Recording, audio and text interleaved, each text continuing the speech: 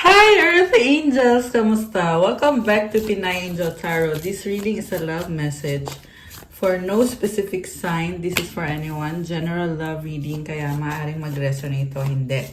Pero pag nag-resonate, comment nyo para alam ko. Kamusta kayo guys? Comment present para alam kung nanonood kayo. So for this reading, aalamin natin kung anong nararamdaman ng taong kadil mo. Okay, Queen of Swords, Queen of Cups, King of Wands. Galit siya kasi mahal ka niya. At may iba din siyang kadil dito. So mukhang dalawa kayong kadil nitong person mo. And the reason kung bakit siya galit kasi hindi ka niya maunawaan at nagkakaroon to ng realization na ikaw nga yung mahal niya kahit may iba siyang option. Or kahit iba yung pinili niya, pero ikaw yung mahal niya. And gusto ko niya makasama ngayon. Okay? Pero at the same time, nasasaktan siya kasi mukhang nagkaroon na kayo ng breakup. Kaya Queen of Swords yung unang card kasi natututo siya ngayon. Na kung ano man yung pagkakamaling nagawa niya ay dapat niyang itama or at least subukan man lang niya. Kasi mukhang walang lakas ng loob sa ngayon itong person mo. Maparaan siya. Andito si King of Wands, hindi siya susuko. Pero at the same time, hindi ko nakikita sa kanya na ipaglalaban niya yung connection or yung relasyon. Okay? So, para fair, tingnan din natin kung anong feelings mo sa kanya ngayon. Ano bang feelings mo sa kanya? Queen of Pentacles. Okay, more on nakafocus ka sa sarili mo kaya Queen of Wands, may iba ka na din kadil. King of Swords. So, hindi ka babalik sa kanya hanggat walang matinong paliwanag. Kasi sarili mo ngayon yung focus mo. With the Queen of Pentacles, this is about money. Ayan, pera. Abundance, stability, and you may be a breadwinner or someone na maraming humahanga sa'yo. Ang lakas ng confidence mo with the Queen of Wands. Actually, parang magka-level lang yung cards nyo kasi ikaw on the process ka rin of healing. Pero mas malakas yung confidence mo kaysa dito sa taong to kasi based dito sa cards, siya yung nasasaktan, siya yung nakakaramdam ng emosyon, at siya yung may gustong makasama ikaw. Samantala ikaw naman dito, focus ka sa sarili mo. Although nakita ko din naman sa kanya na may iba siyang person na mukhang masaya naman siya dun sa taong yun. Pero ikaw nga kasi yung mahal nitong taong to.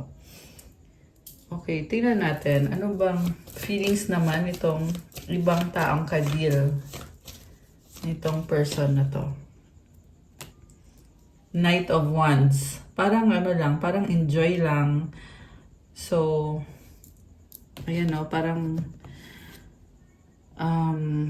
attraction, ganon. Medyo immature, kaya Knight yung lumabas. So, tingnan natin ano naman yung sa person mo. Sa isang person mo, yung bago mo. Yung bago mo ay, wow, King of Cups, mahal ka. Very compassionate person. Okay, gusto kong i-clarify pa itong bagong person. Diba? May bagong person. Wow! Oh my gosh, nagulat ako. We have Emperor, the Divine Masculine. Okay. Mahal ka niya and mas strong to kaysa sa'yo. Kasi lumabas dito yung Emperor card, which is, like I said, Divine Masculine. This is a creator, someone in control, mapera, mayaman, mabait din siya kasi may King of Cups siya. Okay, that's nice. Kinilig ako doon Okay. So, ano bang intention sa'yo? By the way, yung sa bagong person, posibleng nakilala mo na, posible naman din na hindi nyo pa nakikilala for some of you guys. Since general reading to. Okay? Kasi heavy dito yung energy ng ng person na to na hindi maka-move on sa'yo. Okay. So, tingnan natin, ano bang feelings nitong taong to? Past life, deja vu, deja vu. Bakit bu? Sabi ko, parang bu. Okay. Deja vu, repeated patterns, karmic lessons. So, parang feeling niya nangyari na to or paulit-ulit di na natuto. Yan yung narinig ko, di na natuto. Depth, awareness, importance, value. Naliliwanagan siya. Siguro naging mababaw to sa relasyon nyo. Kaya ngayon, may depth na kasi nakikita na niya na dapat seryosohin to. Beauty, charming, graceful, kind-hearted. Nakikita ka niya as someone very attractive. Okay? So, ano pa? Withdrawn, single, lonely, solitary. Mag-isa, nakatalikod, malungkot. Second chance, reconciliation, making amends, opportunity. Okay, very emotional ngayon itong taong to. Gusto niyang magkaayos kayo. Uy, tumalon. Oh my gosh, sorrow, loss, grief, depression. Malungkot siya. Ecstasy, chasing thrills, excitement, good time. So, mahilig tong mag-party-party, enjoy life. Walang sense of responsibility itong taong kadil mo. Peace, balance, harmony, friendship. Okay, gusto niya ng compromise sa inyong dalawa. Gusto niya magkaayos kayo. Distracted and one day, someday, somewhere, another time. So, palaging merong nagdidistract sa kanya. Sidetrack, change, delays. So, gumagawa lang to ng dahilan na kung bakit hindi siya available. Pero ang totoo niya na ay may iba siyang kadil dito. One more. Stress, turbulence, tension, arguments. Okay. So, magulo yung nasa paligid niya. Okay. Ano pa? Ano pang meron dito? Sa inyo ng taong to. Okay. My life is a mess right now. O, di ba? Kaya mess yan kasi hindi niya inaayos yung sarili niya. You're too nice. I don't deserve your kindness. I can't handle your love. Lagi kang iniisip ng taong to. Drama. I need to hold back my true feelings for you. So, sinusuppress niya yung nararamdaman niya sa'yo para lang hindi siya mapahiya. Ma-pride eh. Okay. One more. Don't treat me the way you do. I don't deserve it. Okay. Parang nahihiya sa'yo ngayon itong taong to. Kasi ibang-iba itong mga energies niya dito. Pinipigilan niya or hindi niya pinapakita yung totoong feelings niya sa'yo kasi masyado kang mabait para sa kanya at hindi niya deserve yung klase ng pagmamahal na binibigay mo sa kanya. Ayan, I can't handle your love. Don't treat me the way you do. I don't deserve it. So, alam niya sa sarili niya na hindi siya mabuting partner or kung ano man yung label niyong dalawa. Diba? So, anything else? Okay, kuha tayo ng tatlo. 1, 2, 3. So, tingnan natin from the tarot, guys. Gusto mo mabas din yung isang to eh. Sige, labas na natin. Don't put up with my BS. Tinalikuran mo na lang daw siya bigla. I don't want to be who I used to be. Deserve better. Gusto niya magbago. Why can't I move on from you? Oh my gosh. Parang nasistress siya na hindi siya makamove on sa'yo. I don't understand. Okay, hindi ka maalis sa isip nitong taong to. Parang hanging siya eh. Overthinking siya. Okay. Matindi yung pagsisisi nitong taong to sa mga ginawa niya sa'yo. Okay, nagpaplano to eh. Kasi alam niya na you deserve better. So nagpaplano siya nung dapat niyang gawin. Nung dapat niyang ipakita sa'yo. Or I mean yung actions niya towards you. Kung ano ba dapat. Kasi nare-realize niya na mali yung mga ginawa niya. Okay, we have, oh, I want a second chance. Not being with you is killing me. O, diba? So straight to the point. Na ang gusto lang niya mangyari ay magkaroon kayo ng second chance kasi hindi niya kinakaya nang wala ka. Mukha na sana ito na andyan ka. Punong-puno siya ng pagmamahal mo. Ngayon yung nakikita ko sa taong to. Ngayon nung inalis mo yung pagmamahal mo sa kanya, ay parang nawalan siya ng buhay. 'Di ba? Sabi, not being with you is killing me. Grabe. Minahal mo ng totoo ito. I look at my phone every day hoping I would see a message from you. So, chine-check niya yung phone niya, sinustok ka niya, at hinihintay niya na mag-message ka. Truth is, I'm in love with you. Oh my gosh. So, tinatago talaga niya, kahit gusto na niya ng second chance, pero pilit pa rin niyang tinatago na mahal ka niya. So, ito, sinasabi dito, truth is, I'm in love with you. So, ayaw niya kasing baguhin yung life niya, kaya nagkakaganito. Kasi the moment na inamin niya sa'yo na mahal ka niya, eh di mapipilitan siya ngayon na ayusin yung buhay niya, ayusin yung sarili niya, para sa'yo, di ba? I'm going through a lot right now. I need space and time to gather my thoughts. Tsaka ito pa, gusto niya kasi ipaplano niya ng mabuti. Ayaw niyang magkamali. So, isa pa yung dahilan kung bakit niya tinatago yung nararamdaman niya. Kasi hanggang ngayon, hindi pa rin siya nakakapag-decide kung anong sasabihin niya sa'yo or kung anong dapat niyang gawin. Kaya gusto niya ng space dito or nagkaroon kayo ng space ng matagal. So, marami siyang pinagdadaanan. Okay.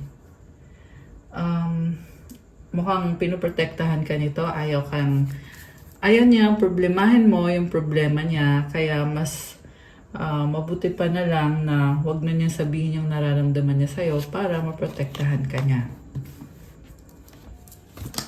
Ay, nalaglag. Sandali. Ano to? I've been putting on a front. My life is not what it seems on the outside. Oh my goodness. Ito na nga. So, nagkukunyari lang siya. On the outside, maganda yung buhay niya. Okay siya. Siguro pag nag-uusap kayo, sabihin, kunyari, kamusta ka na? Tapos, yung sasagot lang nito sa'yo, okay ako, I'm good. Pero ang totoo, kunyari lang yon kasi hindi siya okay. Oh my gosh. Hindi siya okay, guys. Ayaw niyang problemahin mo yung problema niya. Okay?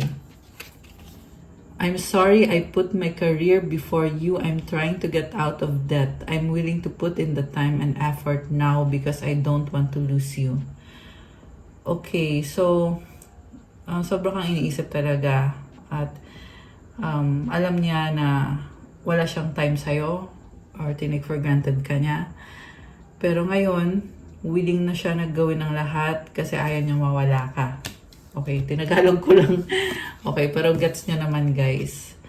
Kasi ito na nga, nagkakaroon siya ng mga realization at gustong bumalik sa'yo, gusto ng second chance. Okay. I tried to replace you, but it didn't work out because I'm madly in love with you and I was fighting it. I know this is divine. Oh my gosh. Another revelation na tinangka niya, sinubukan niyang palitan ikaw. Pero hindi naman nag-work out. Kasi, hindi mo naman ka-level yung ipinalit sa'yo or yung other person nito. Madly in love kasi siya sa'yo eh. Sa'yo niya naramdaman yung pagiging in love. Ayan, kanina meron din dito, I'm in love with you. Pero, I was fighting it. So, nilalabanan niya yung pagmamahal niya sa'yo. I know this is divine. So, alam niya na galing kay God yung pagmamahal na nararamdaman niya para sa'yo. At yung sa inyong dalawa, yung relationship niyo, I keep looking at your pics and not to mention the videos we made. OMG, I will never delete them. Okay. So, lagi siya nagsustok sa'yo at meron pang mga pictures, mga video na hindi pa niya binubura. Okay. Tinitingnan niya yung mga pictures niyo. Grabe. Mga revelasyon ngayon. So, ito, merong telepathic communication sa bottom of the deck. Stalker alert. I check upon you often. So, ito, stalker nga kasi. Binabasa niya yung isip mo. Or tinatry niya basahin yung isip mo. Okay. Mukhang na-obsess sa'yo to. Kasi binabasa yung isip mo, tsaka nagsustalk pa sa'yo. Okay. You are so smart. You have me figured out. So, alam na alam mo daw kung ano siya talaga. Nahulaan mo daw. Nag-gets mo. Gulat siya dito na marami kang alam tungkol sa kanya. Kasi hindi nga siya umaamin, di ba? At ito yung klase ng person na mas pipiliin niya na itago yung katotohanan kesa malaman mo na in love talaga siya sa'yo. Mas gusto na lang niya na mawala ka. Kasi ego nga kasi. Mas gusto niya mawala ka sa buhay niya kaysa aminin niya na mahal ka niya. Pero ngayon gusto niya ng second chance kaya hindi ka maalis sa isip niya. At na-obsess siya ngayon sa'yo pero wala siyang ginagawa. Actually sa nakikita ko ngayon hanggang obsess lang at hanggang stalking lang itong taong to. I'm going crazy without you. I want to see you so bad. Oh my gosh. Parang iba to kasi nagiging desperate. So, maliban sa obsessed sa'yo tong taong to, talagang andun yung feeling na gustong-gusto kanyang makita. Okay. Pero sabi ko nga hindi ko kasi nafe-feel na may gagawin tong taong to kasi hindi nga niya maamin yung totoo niyang nararamdaman. Pero tingnan natin guys, kuha tayo ng mga oracle messages dito. Ano bang mga energies connected sa inyo ng taong to? Or kung may mensahe siya sa, oh my gosh, baby. So, baby yung tawagan nyo. I'm hearing also na may anak itong taong to, or ikaw, or may anak na kayo. Ayan, for some. Yung iba hindi naman magre-resonate. So, baka siya lang yung may anak kasi energy niya to eh. Okay. Faith, hope, and inspiration. In a relationship. Oh my gosh. So, bagong simula. Oh my gosh. Umaasa siya na magkakaroon kayo ng bagong simula para sa kanya. Kayo ay in a relationship. So, hindi to bumibitaw sa'yo. Hurt, healing, misunderstanding, nagtatampo. Oh my gosh, ba't ganon? Ba't ganon? Feeling niya kayo pa rin. Secret, oh, ito na naman sa secret feelings. Love you so much. Talagang sinisekreto niya. Sweet. Okay. So, ngayon hindi na sekreto kasi pinapanood mo to at alam mo na. Diba? Alam mo nang tinatago lang niya yung nararamdaman niya para sa'yo. Waiting for you. I like you. Crush kita. Gusto kita. Attraction. O diba? Na-obsess sa'yo. Tsaka ito, naghihintay. Hinihintay ka. Grabe oh. In love sa'yo. Crush ka niya. Gusto ka niya. Na-attract sa'yo. Like ka niya. Lahat na. Lahat na naramdaman na nitong taong to para sa'yo. So, ano pa? Ano pa mga love energies? You have dreams. Look to your dreams. They hold all the answers you seek. Okay. Pinapangarap ka. Right path. Love is a beautiful journey and you're on the right path. Bakit nakatalikod?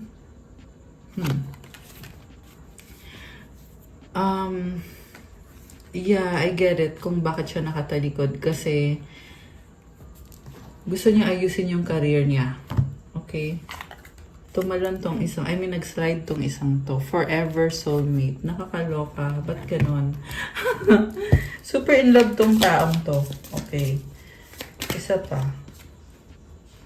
Surprise, romantic surprises are on the horizon. Be open to them. Gusto kanyang surprisahin.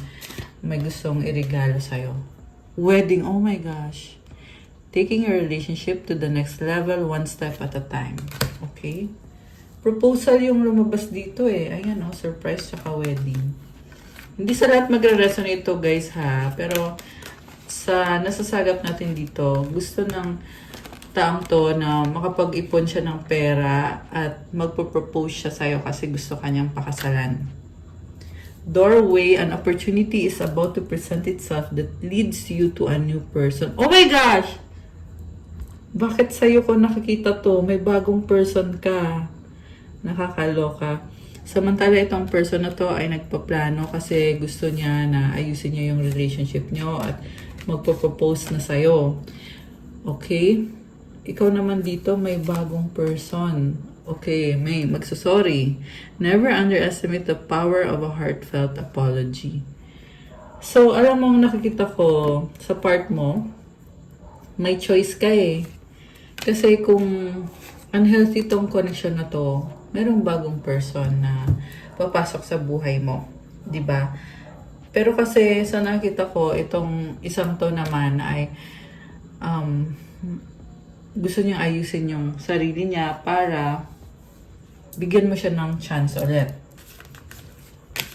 Tingnan natin from the tarot. Ano ba mga energies ang naa-attract mo ngayon?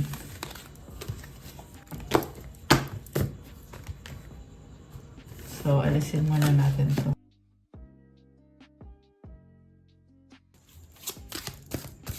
Anong energies ang na-attract ng ating mga Earth Angels? Pala guys, kung gusto nyo ng reading na kayo mismo yung i-reading, pwede kayo magpa-private reading. Nga na may bayad kasi pag private reading.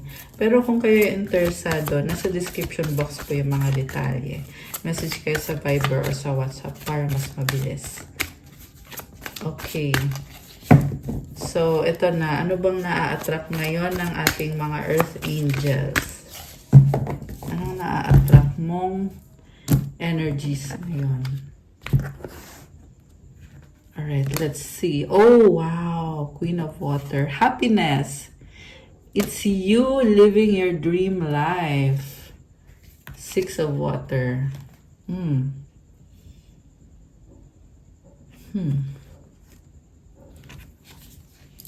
Memories. Six of Earth. Okay. Parang ramdam mo yung energy nitong taong to. Yan yung nakikita ko sa'yo. Ten of Earth. Nakikita ka niya as homemaker or someone na alagang-alaga mo tong taong to eh. May mga memories kayo. Marami kayong memories. Nine of Water. Okay, so ito ngayon yung problem. Sa base dito sa cards, may mga memories kayo, pero iniwan ka sa ere nito. Nagmukha kang tanga dito with the Nine of Water. Pinaasa ka. Ayan, tingnan mo. Mag-isa ka dito hanging. So, kumbaga, ando na yung commitment sa inyong dalawa, pero pinaasa ka. Sa current naman, ang nakikita ko is mukhang wala ka nang pakialam dito kasi mas gugustuhin mong mag-isa ngayon, lalo na at may mga blessings ka sa kaperahan mo. Merong bahay, merong property. So, baka nag-i-invest kayo sa property or something connected sa pera. Ayun o, merong treasure chest. Grabe. Ang lakas mo. You are so strong. Messenger of air. So, matalino kang tao eh. You're always, yung reader mo, laging naka-on. Yan yung naririnig ko na, kumbaga kahit focus ka sa sarili mo, hindi ka mauuto. Ayan. Hindi ka mauuto. You are someone na very smart, cunning. Wow! The star. You have this, ayan, merong star, tsaka merong solar disc. Ang ganda. This is all about good energy, positivity, and wish granted din to, guys. You are healing also. But on the deck, 8 of air.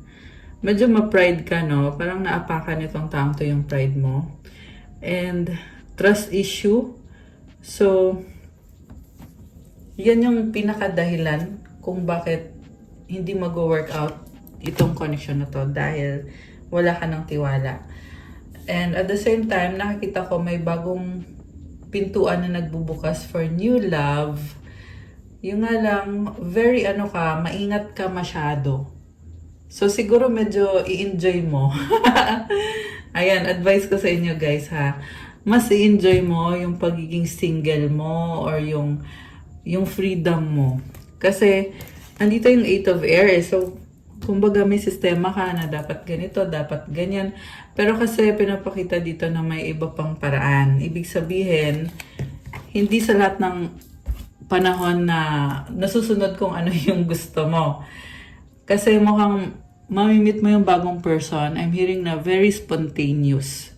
So, kasi siguro ikaw yung kind of person na nagpaplano talaga, dapat ganito yung gagawin ko, dapat ganyan. So, along the way, pag meron kang nakakasalamuha, medyo guarded ka. 'Di ba? Pero, ang sinasabi kasi dito, may iba pang paraan. Ibig sabihin, enjoy mo lang. Kunyari, merong mag-invite sa'yo na pwede ba tayong magkita, mag-usap, mag-date tayo, ganyan. So, pagbigyan mo daw. Okay? Ayan, Earth Angels ha, advice na yan.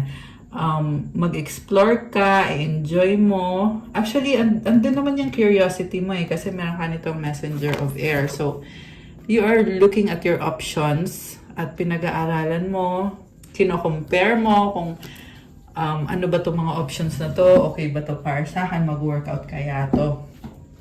So, maganda yun. And, ayun lang, parang additional na message is to take things lightly. Huwag sobrang seryosohin. Siguro sa simula, di ba? Pero, yeah, along the way, mafe-feel mo naman yun kung siya na nga yung the one. Or baka nga meron ka ng target dito, di ba? Pero mukhang talking stage to eh. Kasi andun yung, like I said, andun yung curiosity. Nag-uusap, nagtatanong. Messenger of Earth. Okay. Hesitant ka. Okay. Parang hesitant ka dito. Meron din ditong parang feeling mo eh na may obligasyon ba ako sa'yo? Parang ganon. Parang feeling mo naman na malaya ka. Pero at the same time, merong person dito na hindi maka-move on. Okay. So, siguro yung iba kasi kinasal eh. Pero kung hindi naman kayo kinasal, edi wala yon. Wala yon. The Fool. Wow. So, you're taking the leap of faith. This is about new beginnings. Okay. The Moon. Oh my gosh. So, sobrang kang overwhelmed dito. Na parang, may nakita akong bagong cycle. Possible na magkakaroon ng pag-uusap. Pero, ikaw kasi parang focus ka talaga sa sarili mo. Yan yung nakikita ko dito. Page of Air, oo, medyo naka-curious ka, pero parang talagang hindi mo sineseryoso. Okay, Patience sa bottom of the deck. Okay. Ace of Water. May bagong simula. Okay. Yeah, meron gusto mag-reach out sa'yo. Two of Air. Okay, doubtful ka. So, ano bang intention nitong taong to? Yung gusto mag-reach out. Ace of Air. Gusto niya mag-usap kayo. Gusto niya ng parang biglaan to eh. So, I don't really trust yung, ayun kita mo yung horse, lumilipad, diba? Horse ba to or unicorn? Yeah, unicorn siya. So, parang biglaan eh. So, actually, it's nice kasi unicorn eh. Ang ganda kaya ng energy ng unicorn, di ba? So, may something dito sa person na to na it's really a blessing. Okay? Pero yun nga lang nakakagulat. So parang hindi mo expect na biglang magpaparamdam. Parang masyashock ka na hindi mo alam. Kasi, kumbaga, hindi mo na siya kailangan. So, ngayon, bigla tong magpaparamdam sa'yo. Kaya nakakagulat. 'Di ba? Anong kailangan nito? Parang ganun. Magtatanong ka anong intentions nito. Pero kasi yung energy kasi ng unicorn is napakaganda, very kakaiba, very magical. Okay.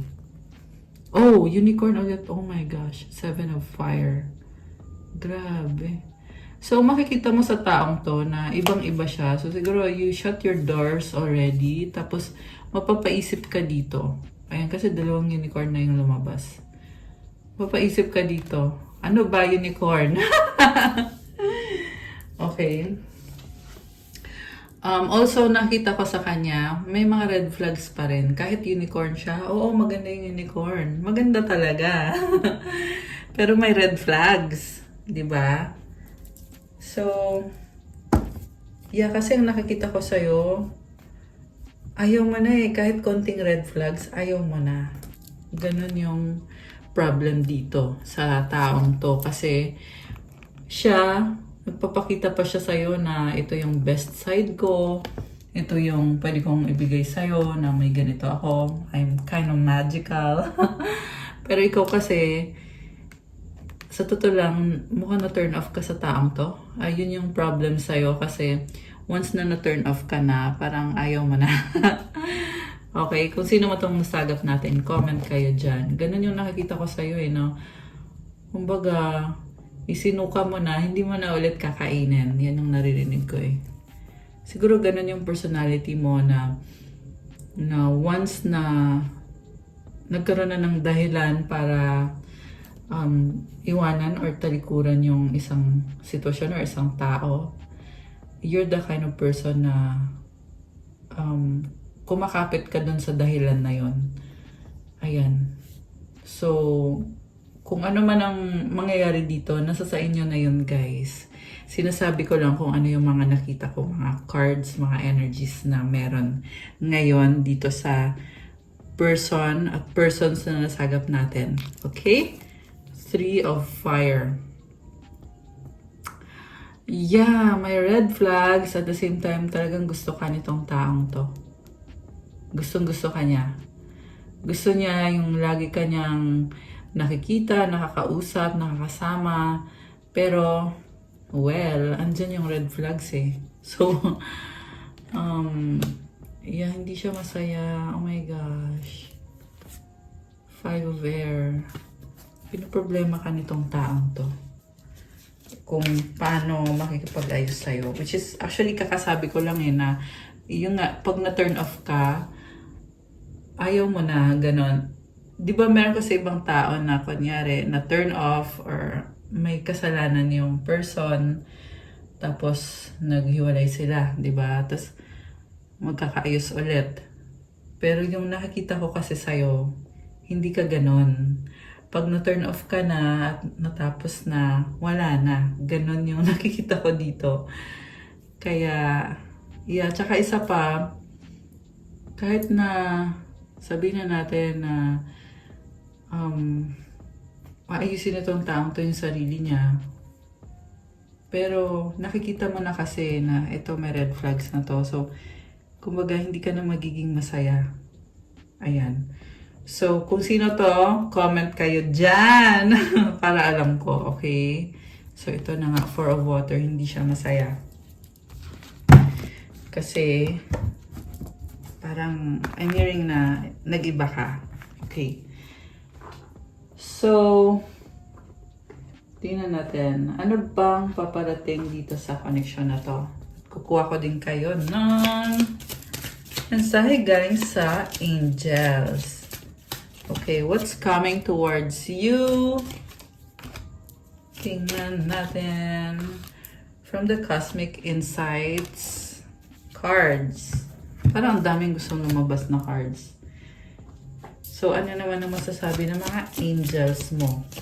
Okay. 10-10 growth. Spiritual awareness is opening you to all that you are ready to see. Your destiny is being fulfilled. Keep your intentions pure with your eyes looking ahead, and you will continue to increase the growth that is here. Grabe. Lumalakas yung spiritual awareness mo or yung intuition mo at naliliwanagan ka sa mga bagay-bagay. Handa ka na kasi na magkaroon ng growth, or handa ka ng malaman ang katotohanan. Kaya nangyayari ito na nagkakaroon ka ng spiritual awareness. Nangyayari na din yung destiny mo at kailangan magpatuloy ka at gawin mo yung best mo kasi nagkakaroon ka na ng growth ngayon. I love this! So, nagbubunga na yung pinaghirapan mo, ibig sabihin. Comment, claim growth to claim this good energy. Comment, claim 10-10.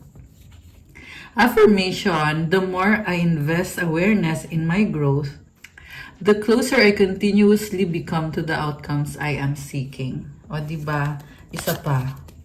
111 Destiny, follow what you feel, listen as your intuition helps to guide you to what you are manifesting. The inner whispers are helping you to increase all that is that you desire.